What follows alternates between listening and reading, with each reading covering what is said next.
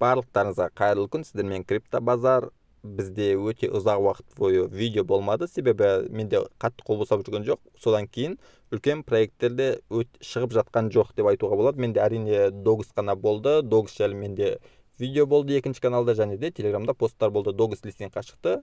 Жасаған адамдар жақсы ақша жасады. Мен өзім 50 мың, 46 мың, 47 мың жасадым. Менде каналдағы балдар 100 мың, 80 мың жасаған балдар болды. Бүгінгі әңгіме Dogisқа қатысы жоқ. Бүгін Katizen мен Hamster Kombat жайлы, себебі сол екі проектте осы айдың соңында листингке шығады. Әрине мен қазір даталарын айтамын, және де қалай қанша ақша табуымыз мүмкін екенін айтуға тырысатын боламын. Енді қараңыздар, ең бірінші Hamster Kombat дәл қазір крипто әлемдегі ең көп аудиториясы бар проект, және де Телеграмда да ең үлкен аудиториясы бар проект. Көргендеріңізде анонсмент каналында 54 миллион адам бар, ал ботында 150 миллионға жақын адам ойнайды.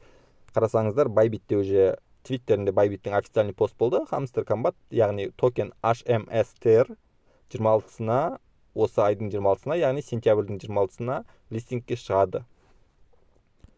Енді Hamster Kombatта дәл қазір қандай өзгерістер бар? Hamster Kombatқа мен өзім қарап жүрген жоқпын, себебі өте ұзақ уақыт листингті созып жіберді. 2 ай алдын листингке шығу керек болған, көргендеріңіздей қатты созып жіберді. Сол себепті мен өзім уже бұлай баяғыдай кіріп жүрген жоқпын. Купить скин, бұл жерде қазір не бар? Скиндер бар. Скиндар білеміз. Одан кейін достижение карталары, яғни біздің достиженияларымыз, қосылған заттар. Мен кірмегелі бері мен қатты түсінбедім, бұл карталар не үшін беріледі, қалай беріледі.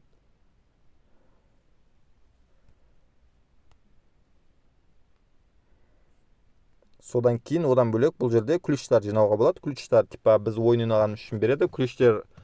Ключтерға кейін мен түсінген бойынша скиндар, достижениялар алуға болады. Бірақ достижениялар именно не үшін керек?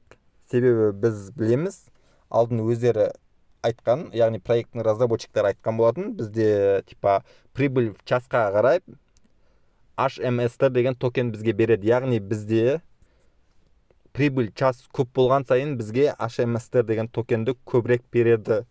Ол токенді біз Dogis, Notcoin секілді өзіміз қалаған биржаға лақтырып шығарып аламыз. Яғни бізде прибыль час көп болса болды. Бірақ неге бұл ойындар қосылды, неге бізде достижениялар болды, олардың барлығы біз көп токен алуымызға влиять ете ма, етпей ма, мен қатты түсінбедім. Себебі жаңа айтқандай, менде листинг өте ұзаққа созылып кеткеннен кейін маған қызық емес болып қалды бұл проект. Себебі менде қазір басқа да проекттер жасап жүрмін деген сияқты нәрсе. Қол қатты бос емес. Әрине, бірақ күніне 5 минут уақыт бөліп кіріп тұруға болатын еді. Листинг созылған соң қызық болмады. Ал қалғандарының барлығы баяғыдай, біз прибыль час жинауымыз керек. Прибыль час қалай жинаймыз? Майнингқа кіреміз и карталарды дамытамыз. Карталар, мен өзім дамытқан карталар в основном елдер. Одан кейін осылар. Осылай карталарды дамытамыз. Барлығы біледі деп ойлаймын бұл проектті. Сіздер менен де жақсы білетін шығарсыздар. Себебі проектте өте көп адам, және де барлығы жерде ютубта болсын, тиктокта болсын, инстаграмда болсын видеолар жеткілікті. Мен айтайын дегенім, осы 26-сына Hamster Kombat листинг болады. Хотя бы нормальный сумма көтеруге мүмкіндік бар деп ойлаймын барлығымызда. Ал енді қараңыздар, екінші проект бізде Katizen. Менде білесіздер, Katizen Mantle'да. Katizen, яғни екі Katizen бар бізде. Біріншісі Katizen тонда, екіншісі Katizen Mantle'да. Мен Katizen Mantle'ды жалғастырдым, Katizen тонды тастап кеттім басында.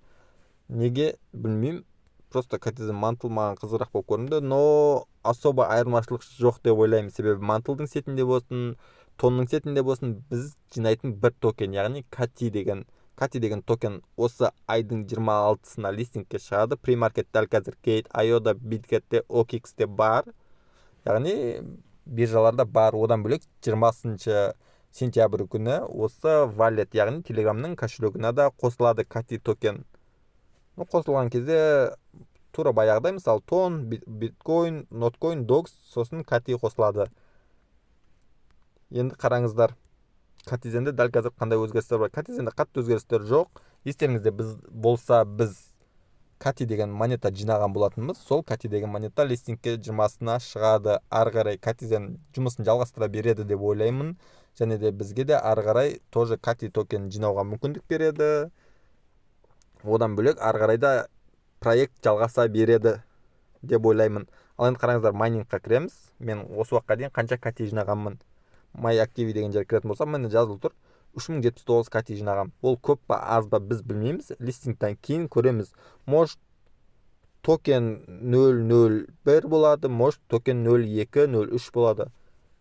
Әлі белгісіз, бірақ кати өте аз жинады деп ойлаймын барлық адам. Но хамстер комбат Dogecoin'ға қарағанда әрине кати жинау қиынырақ болды. Сол себепті де мүмкін кати ценасы сәл үлкенірек болады. Басқа не бар? Басқа барлығы баяғыдай. Бұл жерде бізде не ғана қосылды? Спин ғана қосылды. Спин деген не? Мен қатты түсінбедім. Және де типа біз коробка ашамыз, коробканың ішінен ақша ұтып алуға болады. Бірақ ол невозможно, себебі мен өзім тырысып көрдім. Көргендеріңіздей типа мен $2 алдым, дәл осылай көбейте бересіз. $20 кейін шығарып аласың деген, бірақ $20 мен жинай алмадым. Но бұл жерде жалпы қызық емес. Одан кейін тағы да не бар? Тағы да кейін ашылған нәрселерден. Но бізде репорт бар, яғни біз типа Катизен проект қашан пайда болды? Мен осы уақытқа дейін Катизенде не істедім деген сияқты. Менің осы уақытқа дейін істеген нәрселерім типа көргендеріңіздей 135 күн болған Катизеннің ашылғанына. Одан кейін менің кошкам 99 уровенге жеткен, ең үлкені қазір 100 уровен, но осы репорт шыққан кезде типа менде ең үлкен кошка 99 болған. Одан кейін мен бриллиантовый лигаға дейін бардым. Осы уақытқа дейін көргендеріңіздей осы проектке $20 инвестиция жасаппын. Одан кейін міне 3079 кати деген токен жинадым.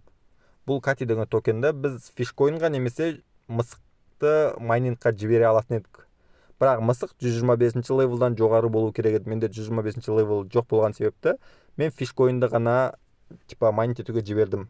Но 220XZ деген коин жинағам мен. Ол не үшін керек, мен білмеймін. Проекттің создательдері де ешқандай нәрсе айтқан жоқ. Ол типа не үшін керек, ол токенде листинг бола ма деген сияқты. Осы уақытқа 156 дос шақырған екенмін. 1485 рет риба балық аулаппын. Типа мен аккаунтын тексерген, барлығы дұрыс. Көргендеріңіздей 156 адамның 99.7% бірінші уровень, яғни өзім тікелей шақырған адамдар. Жалпы осы екі проектте листинг болады жақын арада, осы айдың соңында. Шынымен де, хотя 100.000-ның айналасында ақша тапсақ өте жақсы болады. Ну, удачно деп айтуға болады сол кезде проекттер, себебі проекттерде өте ұзақ уақыт листинг шықпады, өте ұзақ уақыт проекттер листингтерін лақтыра берді артқа қарай. Енді қалай болатыны әлі белгісіз.